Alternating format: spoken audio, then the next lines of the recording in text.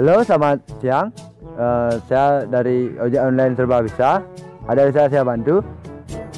Iya, selamat siang. Gini loh Pak, saya mau nanya kalau ke Ubud berapa tarifnya ya Pak? Oh, kalau ke Ubud harganya 10.000 Pak, karena jaraknya terlalu dekat. Oh, 10.000. Terus kalau ke Sanur Pak, berapa tarifnya Pak? Oh, kalau ke Sanur harganya 20.000 Pak. Itu kan jaraknya lumayan jauh. 20.000. Oh, agak mahalan ya. Terus kalau ke Kuto Pak, berapa tarifnya?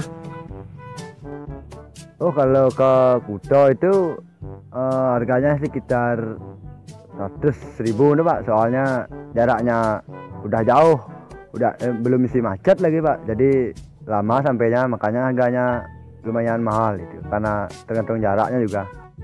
Oh, mahal ya. Memang sih agak jauh.